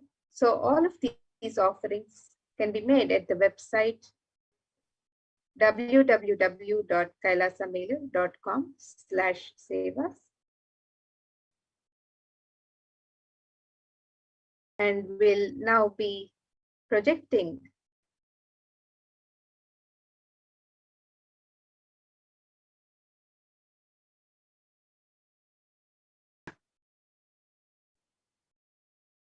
the website, and you can see the various offerings that can be made to Devi Parashakti. So the website www.kailasamailer.com/sevas. And here, as you scroll down, you can make the e-hundi offerings on this link, or you can also make the various offerings of jewelry or sevas on this link in step 2. So the e-hundi offering is a multi-currency offering of any amount of your choice. You can offer in US dollars, Australian dollars, New Zealand dollars, Canadian euros, Canadian dollars, euros, Indian rupees, Singapore dollars, Malaysian ringgit, Great Britain pound, all of these, the Chinese yen. So all of these currencies and in any amount of your choice. And you can also make the various offerings to Devi Parashakti, the conscious resolution, the gold coin inscribed with the name of Devi, the Mukta Anguti, the gold finger ring with the pearl embedded, the Swarna Padma Pushpa, the gold lotus, the Swarna Metti, the gold toe ring, Swarna Mangtika, and all of these various offerings are available to offer to Devi Parashakti and to express your love, gratitude, and devotion as you get ready to receive the darshan of Devi Parashakti. And with that, now we'll be moving to the next segment of today, where the administrators of Adi Kailash will be explaining to us how, guided by the Supreme Pontiff of Hinduism himself, the multi-layer quarantine has been established for the protection of all of humanity, and the COVID care system has been established. Nithyanandam. Thank you, Ma Amrita. Nithyanandam, everyone. So let's welcome back to this segment of the multi-layer quarantine COVID care protection centers at the Kailasa's de facto spiritual embassies of Kailasa. With the blessings of the Supreme Pontiff of Hinduism, Jagat Guru Mahasannidhanam, His Divine Holiness Bhagwan Nithyananda Paramashivam blessings. Let's start with the Sadguru Vandanam. Nithyanandam Paramasugadam Kevalam Jnanamurtim Dandvatitam Gagana Satusham Tattvamasya Ekam Nityam Vimalamachalam Sarvadi Sakshibhutam Bhavatitam Trigunarahitam Sadgurum Tam Namami. So what you are learning from this segment today is concerning statistics due to the COVID-19 pandemic. What are the Supreme Pontiff of Hinduism's contributions and Kailasa's COVID care protection centers, glimpses, and UN recognizes Kailasa's contributions and join Kailasa's COVID care protection centers.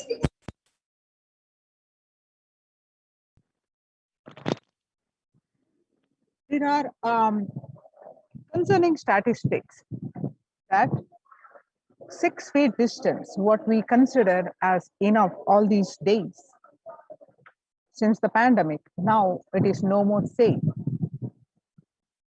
The Washington Post in United States that physical distancing of 2 meters, that is about 6.5 feet, may not be enough to sufficiently prevent transmission of virus carrying airborne aerosols indoors. And according to a study, the results published in the Journal Sustainable Cities and Society suggest that the physical distance alone is not enough to prevent human exposure to exhaled aerosols and should be implemented with other control strategies such as masking and adequate ventilation.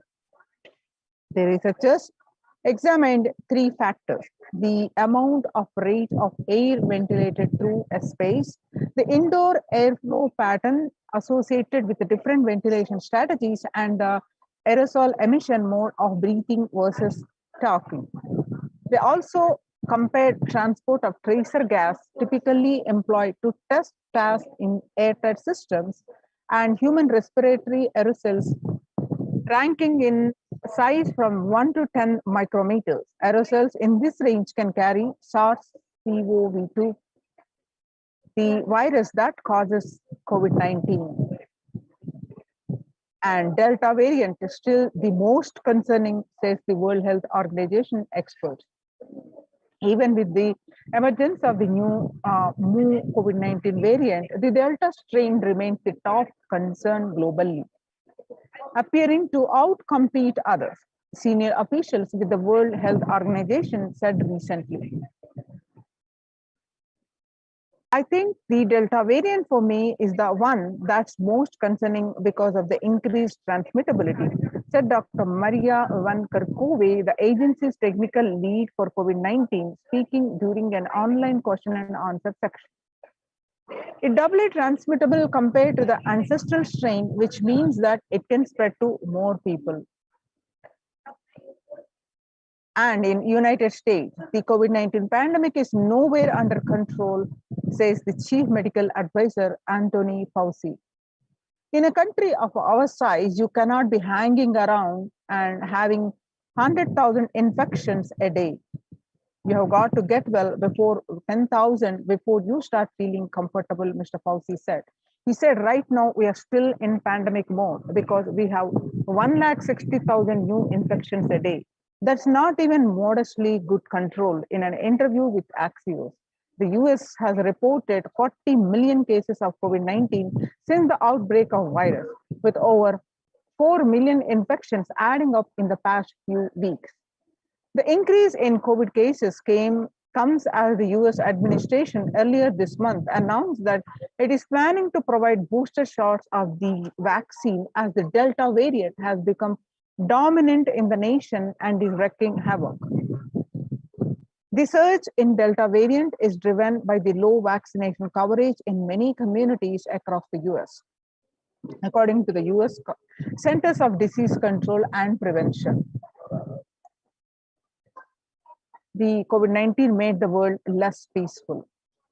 The COVID-19 violent incidences and fatalities, January 2020 to April 2021. You can see the spike in the April of the violent incidences. And younger adults are more likely to report symptoms of anxiety and or depressive disorder during the COVID-19 pandemic. Ages 18 to 24 got affected about 56.2, and ages 25 to 49 about 48.9, and ages 50 to 64 about 39.1, and ages 65 plus about 29.3. Average share of adults reporting symptoms of anxiety disorder and or depressive disorder, what it was in 2019 in a 6 months period was 11%, and now it rose up to 41.1%. The share of adults reporting symptoms of anxiety and or depressive disorder during the COVID-19 pandemic, it's again the younger adults are more getting affected than the older adults, and in another report. The stress in America 2020, a national mental health crisis. COVID-19 is a significant stressor for most Americans. Nearly 8 in 10, about 78% say the coronavirus pandemic is a significant source of stress in their life. Nearly 7 in 10, about 67% say they have experienced increased stress over the course of the pandemic.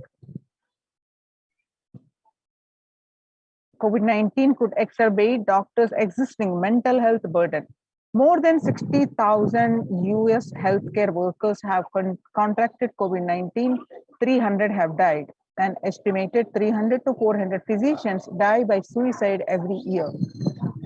Of the health workers who treated patients during China's COVID-19 outbreak, 50% showed signs of depression and 45% showed signs of anxiety. The self-reported mental health among pregnant women and new mothers. Before COVID-19 pandemic, depression was 15%. Now, during this pandemic, it rose up to 40.7%.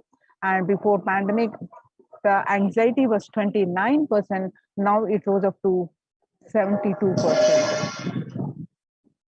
Living under stay-at-home orders, 8 in 10 students are struggling with focus on school or work and avoiding distractions. And students are interacting most with parents during the COVID-19 physical distancing, and resources needed is the virtual face-to-face time and the digital social gatherings. And 55% of students do not know where to go for help for their mental health. Understanding the pandemic's impact on working women. Nearly 82% of women surveyed said their lives have been negatively disrupted by the pandemic. Nearly 70% of women who have experienced these disruptions are concerned their career growth may be limited as a result. The global economic outlook during the COVID-19 pandemic, it changed world. The pandemic is expected to plunge most countries into recession in 2020, with per capita income contracting the largest fraction of countries globally since 1870. The COVID-19 recession has seen the fastest, steepest downgrade in consensus growth projection among all global recessions since 1990. Most countries are expected to face recessions in 2020. International Labour Organization, ILO, COVID-19 is a threat to peace building in conflict-affected nations. COVID-19 crisis have has worsened already fragile situations. The ILO is more aware than ever of its responsibility to promote peace and resilience in the time of this global pandemic. And coming back to India, the city's mayor has said that, the Mumbai city mayor has said that the third wave of COVID is already upon Mumbai, pointing to a sudden spike in cases. The third wave of COVID-19 is not coming, it is here. Said Kishori Pednekar, adding that an announcement regarding the matter had already been made in Nagpur. Speaking of the coming festive season in Maharashtra, the mayor urged upon remain in their homes. Breakthrough infections found in 25% of health staff. A little over 25% of healthcare workers were infected with coronavirus despite getting fully vaccinated. A recent study has revealed that, giving an insight on the breakthrough infections due to the Delta variant. This study, jointly conducted by the Institute of Genomics and Integrative Biology and Max Hospitals in Delhi NCR, found that vaccination breakthroughs were far more common during the Delta outbreak in Delhi than previously reported. New COVID variant shows signs of vaccine resistance. All you need to know. A new coronavirus strain known as Mu, which was first identified in Colombia in January and has been designated a variant of interest by the World Health Organization. After being detected in Colombia, Mu, known scientifically as B.1.621, has since been reported in other South American countries and in Europe. The Mu variant has a constellation of the mutations that indicate potential properties of immune escape, the Global Health Body said recently in its weekly pandemic bulletin.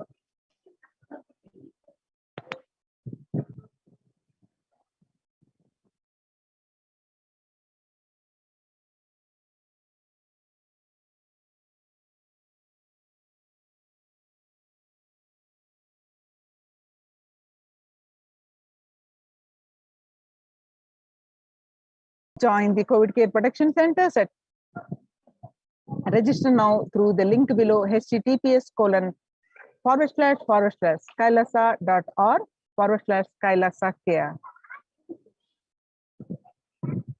Making peace with nature is possible if we start now. Even amid a pandemic, 2021 can go down as the year we made peace with nature and set the planet to healing. Our environmental, social, and economic challenges are interlinked. They must be tackled together. For example, we can't achieve a sustainable developmental goals, including ending poverty by 2030, if climate change and ecosystem collapse are undermining food and water supplies in the world's poorest countries. We have no choice but to transform our economies and societies by valuing nature and putting its health at the heart of all our decisions.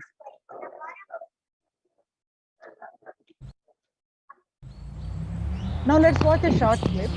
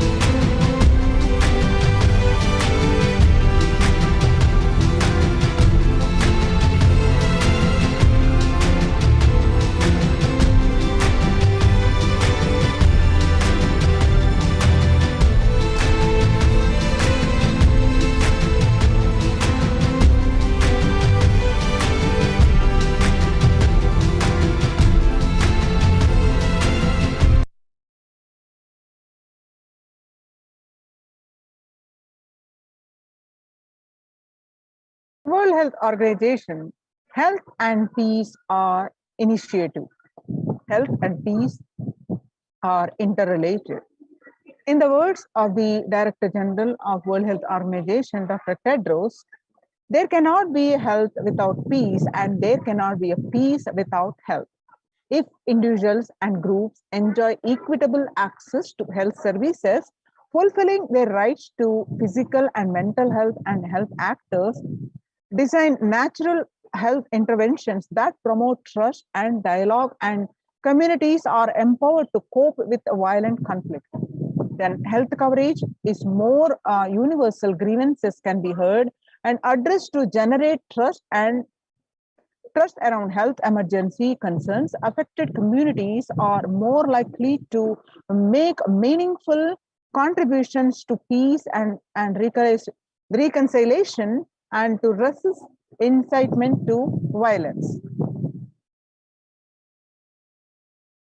United States Institute of Peace.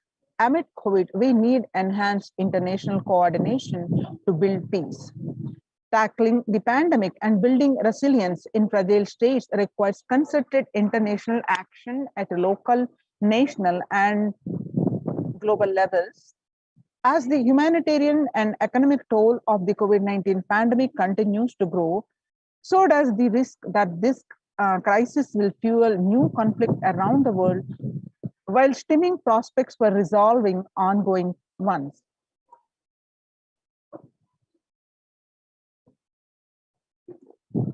Stronger health systems and universal health coverage must be a priority. Remarks to the General Assembly special session in response to the COVID-19 pandemic. For the first time since 1945, the entire world is confronted by a common threat, regardless of nationality, ethnicity, or faith. A new social contract between people, governments, and private sector, civil society, and more can tackle the roots of inequality with fair taxation on income and wealth, universal benefit, and opportunities for all. And to combat this, on the International Day of Yoga, the World Health United Nations declared the theme is Yoga for Well-being. The day will be marked at a time when COVID-19 pandemic continues to upend lives and livelihoods of people globally. Beyond its immediate impact on physical health, the COVID-19 pandemic has also exacerbated psychological suffering and mental health problems, including depression and anxiety, as pandemic-related restrictions continue in various forms in many countries. This has highlighted the urgent need to address the mental health dimension of the pandemic.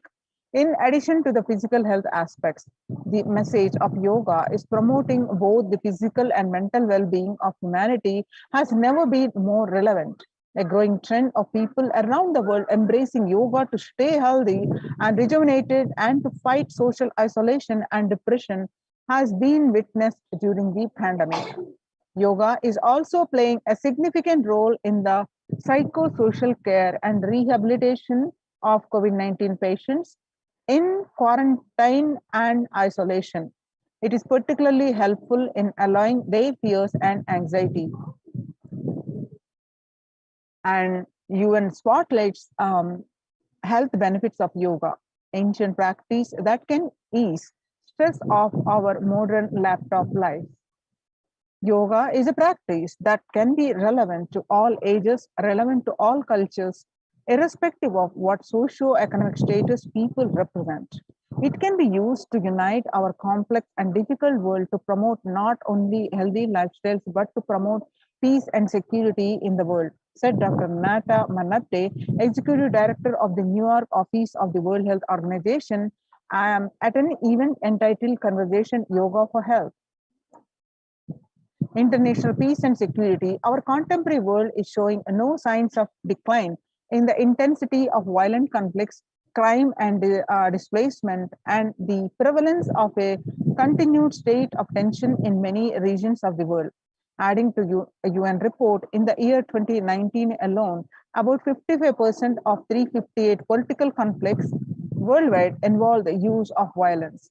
Geopolitical tensions, which have been on the rise even before the COVID-19 pandemic, have only prolonged violent conflicts, making it difficult for policymakers to come together and resolve their differences peacefully and amicably. The last decade witnessed the highest number of people internally displaced by conflict and violence.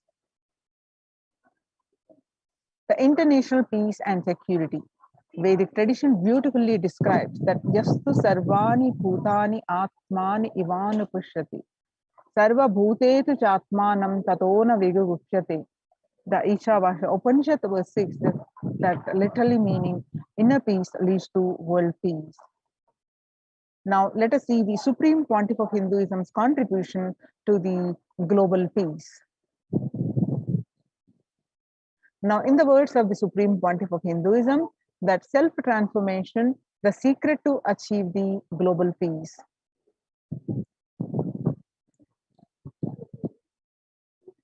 Social answer means I'll tell, oh, you should all work for global peace.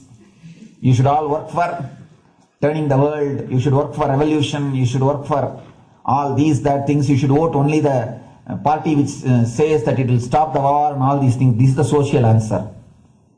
Nonsense. If you want the honest answer, I tell you, simply transform yourself. You can't do anything. If at all you can do, you would have done it. Be honest. If you can do, you would have done it. You are raising this question because you are not able to do. Am I right? So let us be very clear. Let us be honest. We are not able to do socially. That's the truth. That's the reason you are sitting here and raising the question. I tell you, understand few important things. There are a lot more attached to this question. There are many things which is attached to this question. We always feel the present is the world is totally spoiled. It is not going according to the rules or how it is supposed to be. It was wonderful once upon a time. In ancient time, things were going properly. Everything was well and great. And I tell you, 10,000 years ago, they found some writings on stone in Harappa Mohenjo-daro culture. Some stone writings have been discovered. The other day I read a beautiful book about that stone writings. That writings, it says, oh, nowadays the society is not as it should be. So much of war. There is no peace. In the early times, there was so much of peace. Society was really great. Things were as it should be. And it almost looks like a today newspaper editorial. 10,000 years ago, the same thing carved on a stone. Then understand, there was no such time as only good prevailed. It is just a fantasy. Hinduism, they call it Satya Yuga, the age of truth. There was a time only truth prevailed. And every religion, Christianity, they say the Garden of Adam and Eve. There was a time everything was wonderful. Every religion has got the fantasy. The past was great. There was golden past. Always the idea of golden past exists only in the past. The more you go back, again you say the past was great. And I tell you one thing, it is a wonderful way of postponing accepting the reality. Otherwise, I can be sure the world was same as it is today. Whether it is 5,000 years ago or 10,000 years ago. Maybe one thing, there was no CNN channel that time. So the news did not reach you so quickly. That's all. The news did not reach you so quickly. That may be the only difference. But otherwise, I can be sure the good and the bad was equal. Good and the bad was equal. The same amount of wars were there. All the other things were there. You read the Puranas, the mythological stories of India, you see enough of things. Enough of dirty things. I think sometimes I find little more. And if you see, if you read completely the Puranas or the Hindu scriptures, there are a lot of things much worse than modern day. The criminal activities or bad things or negative things, whatever you say, all this stuff. And never think only present day is corrupted or violent. In the ancient days also, all these things were there. Only one thing was not there, the CNN news or the internet. So the news did not reach you. But otherwise I can tell you, enough the good and bad was there. It always will exist. It will exist. All you can do is, if you awaken yourself, if you reach the enlightenment state, you can go beyond it. And I tell you, enlightenment is the only service you can do to the society. Just become enlightened so that you will reduce the negativity. Now, as of now, you are also the part of negative group. Naturally, we will be a negative group.